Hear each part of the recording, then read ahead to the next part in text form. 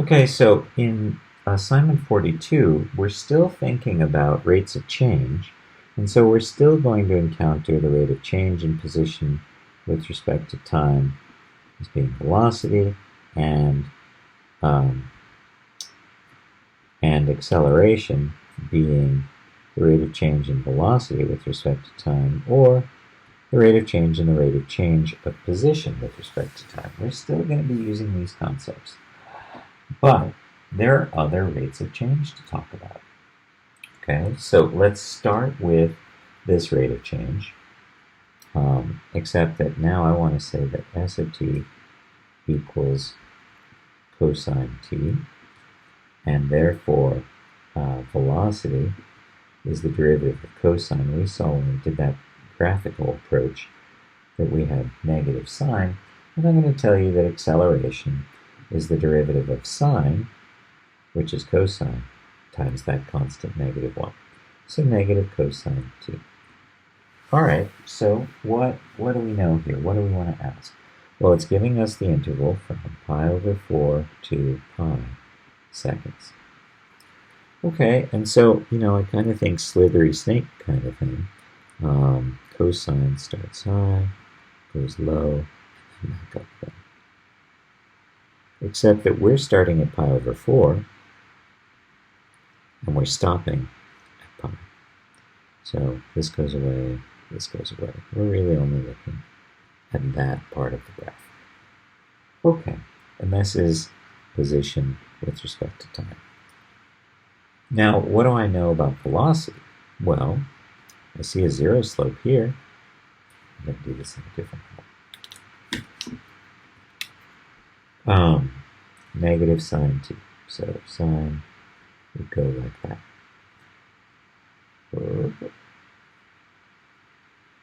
And we're starting at pi over 4. So that's v of t. And then acceleration is going to be the slopes on that. And what will that look like? So if I'm drawing negative cosine would start low and then go high. There. Yes, low here and here. And so this is acceleration, except we don't need that part. Okay. So there's lots of information. There's lots that we're thinking about. The first question is, when is the object stopped?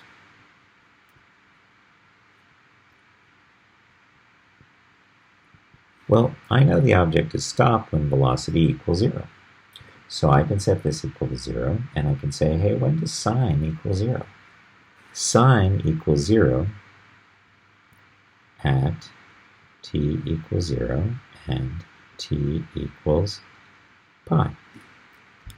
Well, 0 isn't included on our domain, so pi is my answer. At pi over 2, if I plug a pi over 2 in here, the sine of pi over 2 is 1, and I get negative 1. That's not moving.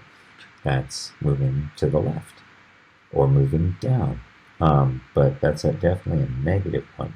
So pi over 2 isn't my answer, but pi is. This object is stopped at pi. And you know how else I know that? See the red velocity function? Red velocity function equals 0 at pi. So that's how I know when it's stopped. I could also take a look at the original position function and say stopped means not moving, no change in position with respect to time, and so I'm looking for the 0 slope on position. So how do I know when the object is stopped? It's either when velocity equals 0 or the 0 slope on position. Okay? All right, what's next? What are the values? Find v and a when s equals 0. So when s equals 0, this object, this position, s equals 0 here and here and here. Well, that's 0, that's pi over 2, and that's pi. But remember, our problem says we're starting at pi over 4, so don't fall for that. So when is position 0? Pi over 2? No, that's not right. That's a silly graph. This is pi, this is 3 pi over 2, and this is 2 pi. Okay, so position equals 0 here at pi, here at 2 pi. 2 pi is not included in our pi over 4 to pi domain. So my only answer when s equals 0 within that domain occurs at pi. And so I need to find v of pi and a of pi. Well, v of pi is going to be negative sine of pi. Sine of pi is 0, so I get 0 here. Object is not moving when s equals 0. And a of pi is going to be me plugging that pi into negative cosine. Well, cosine of pi is negative 1, minus a minus 1 is plus 1. So a of pi is 1, v of pi is 0. So we were able to find velocity and acceleration when s was equal to 0, first by finding out when is s equal to 0, and plugging that value, that moment in time, into velocity and into acceleration. Okay, so how about, can you find the average velocity for me on pi over 4 to pi? Try that. Pause the video, see about finding the average velocity. Welcome back. So remember, average velocity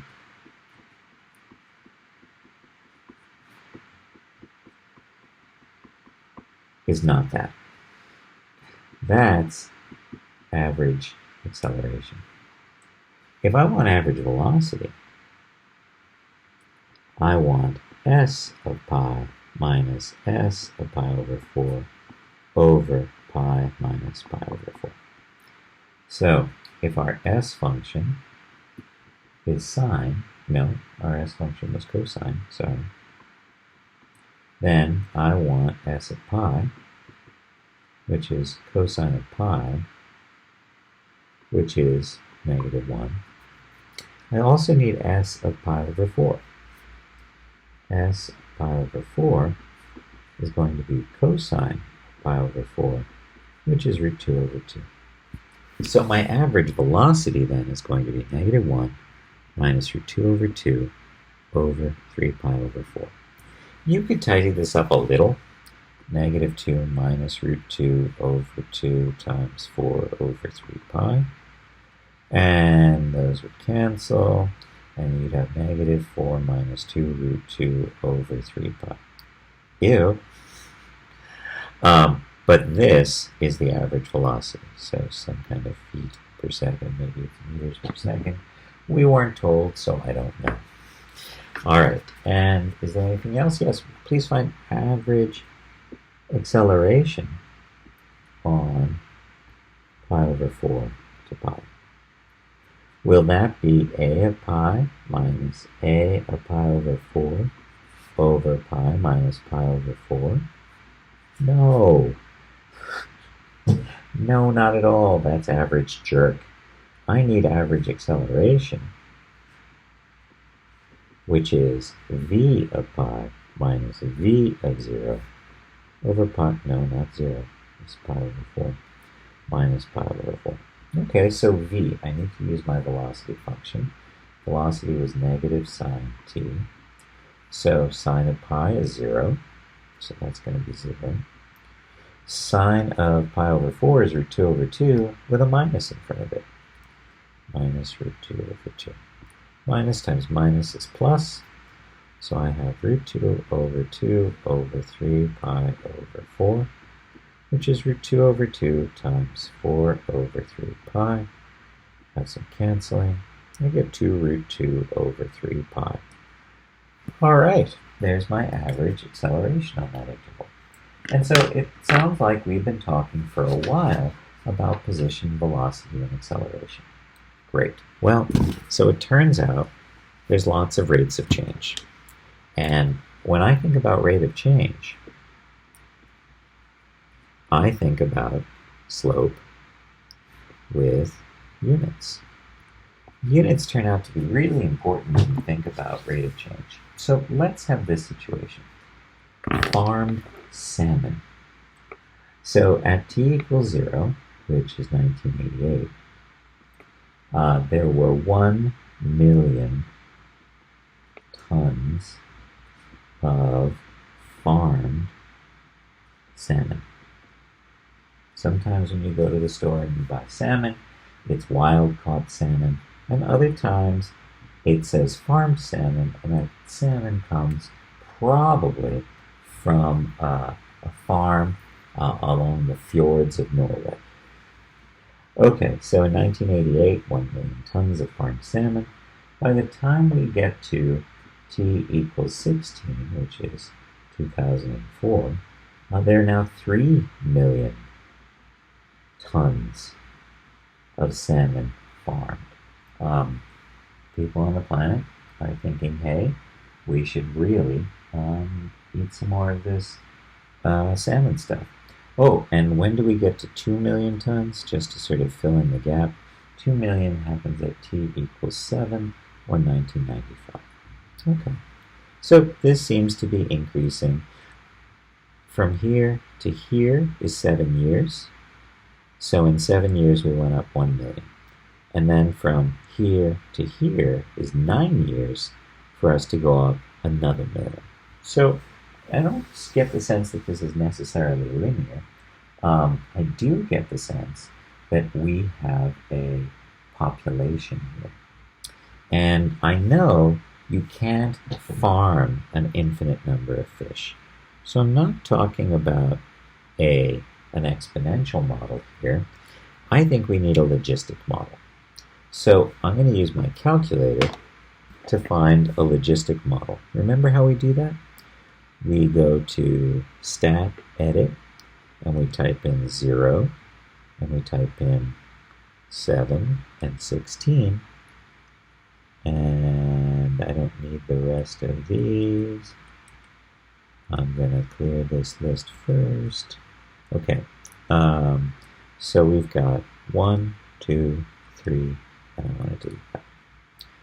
Okay, so with these 3 ordered pairs, I want to build a logistic model, because I think logistic model is better for this. Okay, so second, calculate, no, stat, there it is, stat, calculate, and I want logistic. I want to store this in y1, so I'm going to do L1, comma L2, comma store in y1. Okay, so what kind of model do I get? I get y equals 3.45863443 over 1 plus 2.45863443 times e to the negative 0.1736075,128t. So there's my logistic model. And you know, an interesting thing about this is that even though we reached 3 million in 2004, this model predicts that we're going to top out at about 3.5 million. That's very interesting. Okay, so let's see what questions we want to. Oh, remember, the input here is time in years. And the output here is millions, no, just tons, millions of tons. What were these numbers? Millions of tons.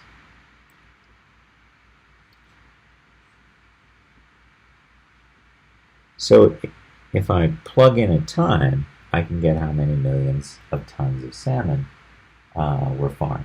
So if I plug in a 0, I should end up with 1. And I can see that that's going to happen because if I plug in a 0 here, e to the 0 is 1. 1 times this number is this number. This number plus 1 is in fact that number. So this number divided by itself is 1. Excellent. So I see that. But what if I want to talk about y prime? Well, we know y prime is a change in y over a change in time. And so that's millions of tons on top, and on the bottom we have years. So it's millions of tons per year. Okay, so what are we going to do with that? Well, we want to know the rate of change. So let's ask the question here. Let's ask the question here. What is the rate of change in salmon farmed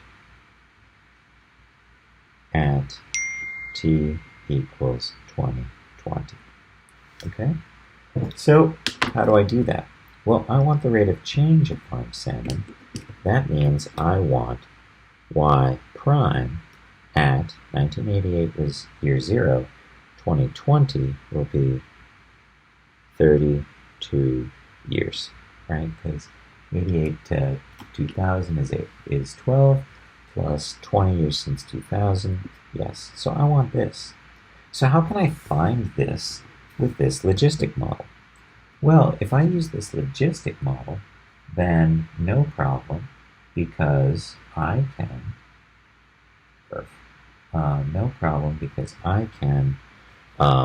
take this derivative. Now, I do not want you to take the derivative of this by hand.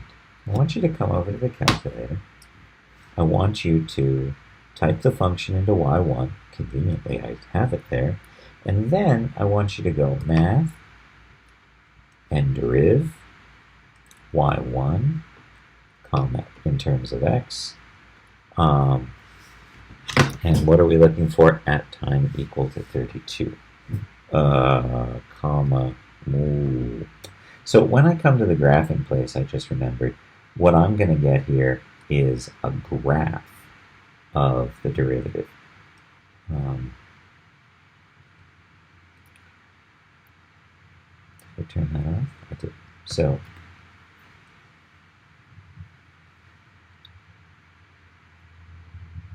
I don't see a derivative graph. Where is my derivative graph? You know, let's change these y values.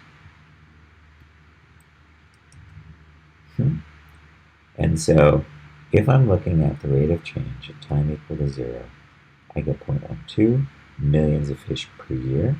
And if I plug in something like 32, I notice I get 0.0056. So my viewing window, way off. 0 to 1 is more than enough. There we go.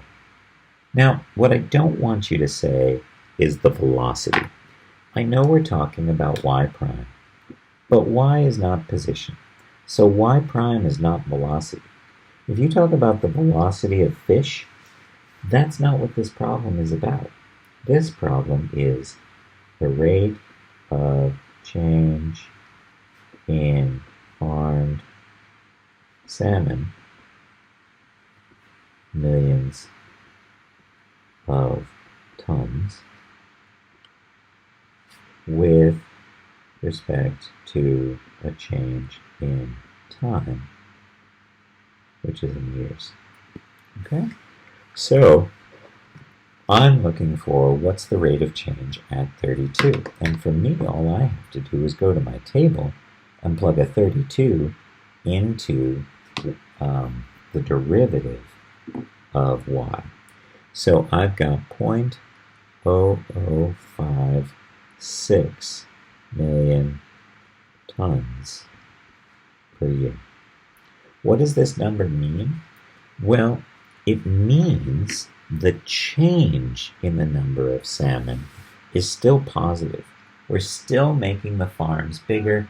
Americans still want more salmon. And so even though we're approaching that horizontal asymptote at 3.4, I forget what it was, millions of tons, the slope at 2020, or t equals 32, the slope up here is almost zero. It's 0.0056. And that means at that moment in time, the rate of change in the number of millions of tons of salmon is going up by 0.0056, or 5.6. Let's see, this is millions of tons, so I want to multiply this by 10 to the sixth. So that moves once, twice, 3, 4, 56 times 10 to the second. So 5,600. No, I'm not even good. Don't even try that. Sorry, backing off. Coming back here and saying, well, I'm not surprised that this is a very shallow positive slope of 0.0056 millions tons per year. Here, at 3.4 something divided by 2, this is when salmon farms are growing largest, or we're increasing the amount of salmon farmed at this moment in time. That rate of change is greatest. Okay, so, and I also notice on this graph, everywhere I have positive slopes. At the beginning, the slopes are positive but very small. And that sort of represents, it takes a while to get salmon farms going and to find places to sell all the farmed salmon. And then the rate of change is increasing. Here's our max rate of change. On the derivative graph, this max rate of change looks like the maximum on the graph. Okay, I don't have a max like a polynomial function with a zero slope, so I wouldn't be setting y prime equal to 0, but I could graph y prime. So let's get y prime going. There's y prime, and we have the viewing window going from 0 to 7. Well, I want to go past 7. I want to go to 50 in steps of 5. Okay, so 0 to 1. 0, but that's bigger than 1. About 2. Let's see, maybe it's not. So my graph of V,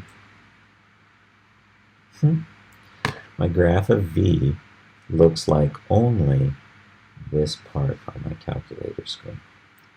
So if I want to know when the rate of change was greatest, I can do second calculate maximum. Okay, I want to go to the left side. Numbers are still going up.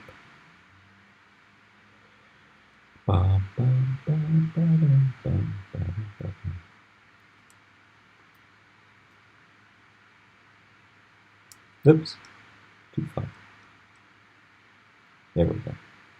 Okay, so here time equal to 0, and the right bound, I'm going up, I'm going up, I'm coming down.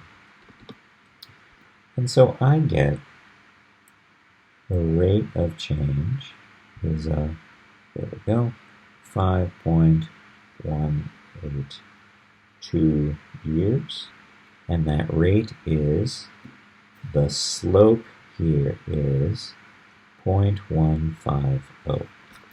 So you can see that we were growing a lot faster. This number is much larger than this number. 0.150 millions of tons per year. Okay. So rate of change is just talking about slope. Rate of change, I'm probably going to find the derivative. Okay. Now, how about this one? How about we ask the question based on this data? In 1970, Americans consumed 273.8 pounds of dairy per year. Okay. Oh, per person. Per person. Okay, so in 1970, the average American ate 273.8 pounds of dairy. Okay, and then by 1990, that number was 245 pounds of dairy. And in 1990, we did in, oops, that was 1980.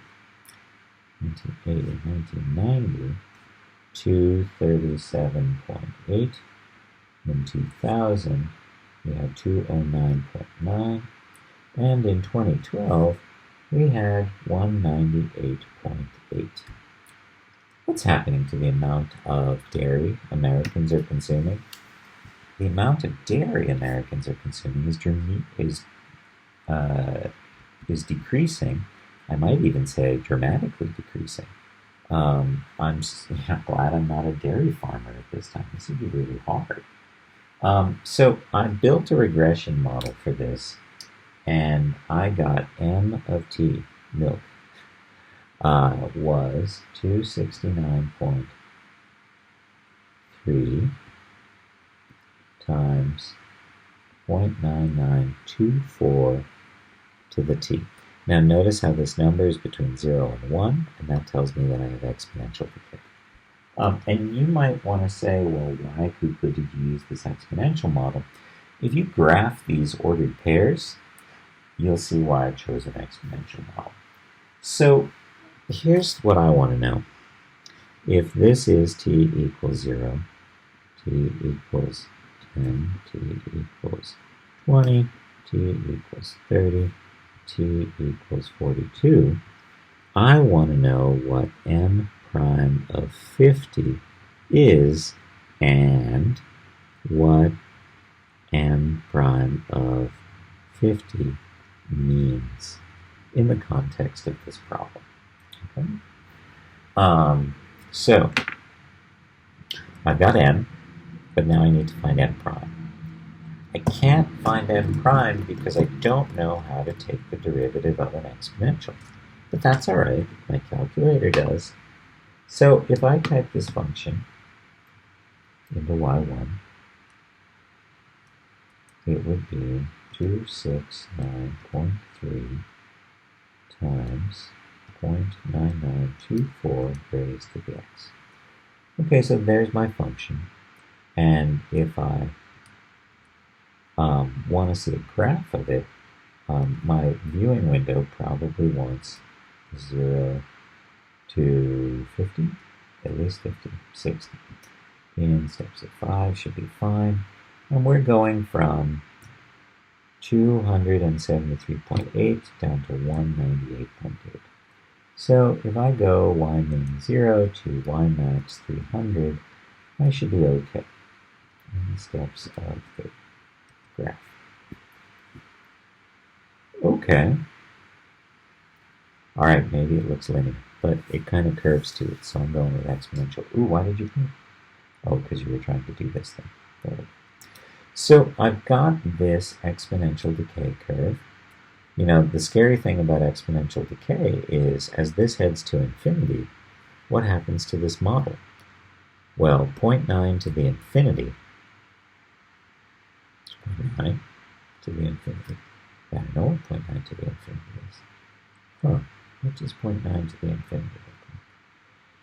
It looks like 0, and then 0 times 2.693, 269.3 is just going to be 0. This thing still has a horizontal asymptote at n equals 0. So that doesn't bode well for dairy farmers. Hopefully there's a plus number here so that we get this minimum horizontal asymptote situation. Okay, so I'm still looking for m prime of 50. So now that I have my function typed in, I can do this on the main screen. I can say, hey, why don't we find m deriv of that function over there in y1, comma x, comma, 50. And so this is what I get. I get at time equal to 50. And when is t equals 50?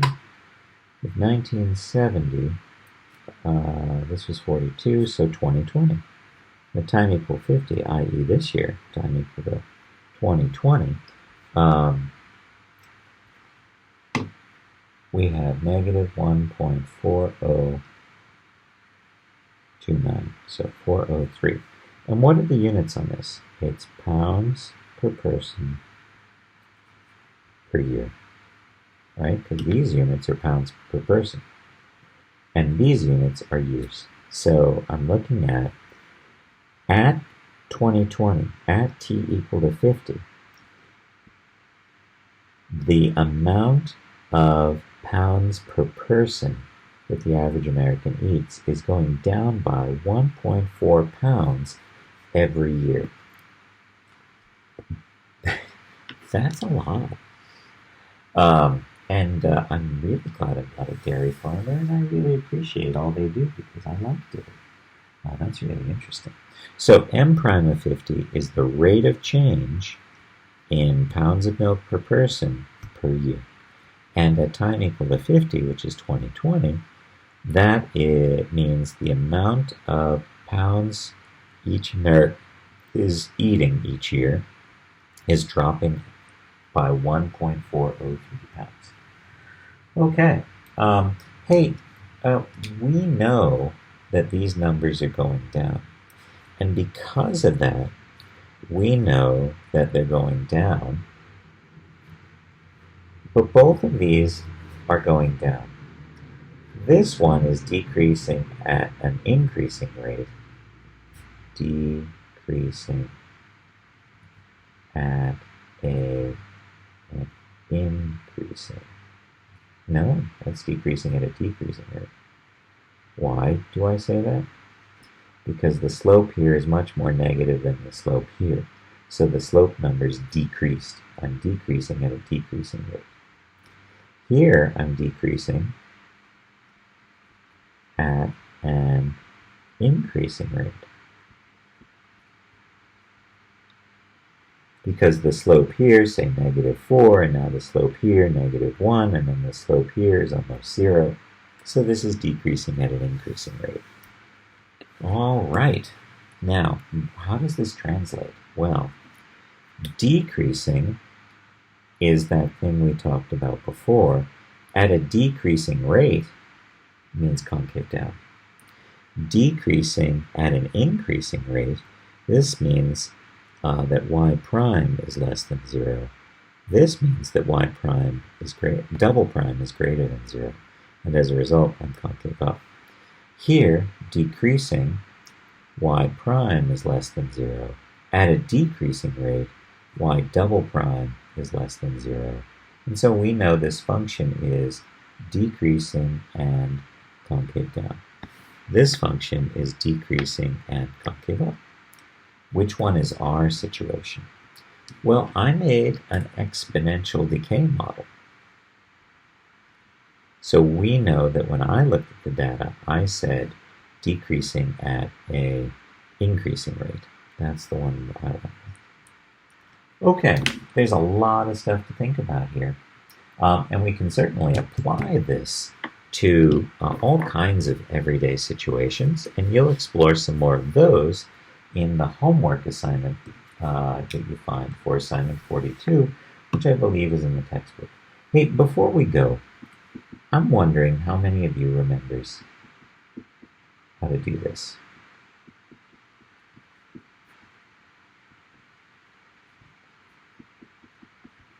Can you evaluate that limit? Can we do direct substitution? Well, let's see.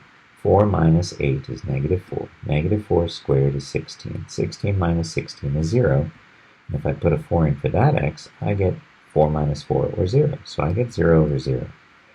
I can't do direct substitution then. So let's try some algebraic manipulation. Or better yet, why don't you try the algebraic manipulation, pause the video, and come back in a minute when you can tell me what the value of this limit is. Okay, welcome back. So I'm going to FOIL on top. We've got x squared minus 16x plus 64 minus 16 over x minus 4. And that's going to be the limit as x approaches 4 of x squared minus 16x plus 48 over x minus 4. And I'm hoping that that numerator factors as x minus, what are the factors of 48 that add up to negative 16? 2 and 24? No. 3 and 16? No. 4 and 12? Yes. So x minus 4, x minus 12 over x minus 4. These can cancel. I can plug my 4 in there. 4 minus 12 is negative 8. So I'm able to evaluate that limit.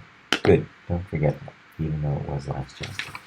All right. Well, dig into the homework. We've only got one more section of derivative shortcuts to cover in this chapter, and then we start reviewing for the next test.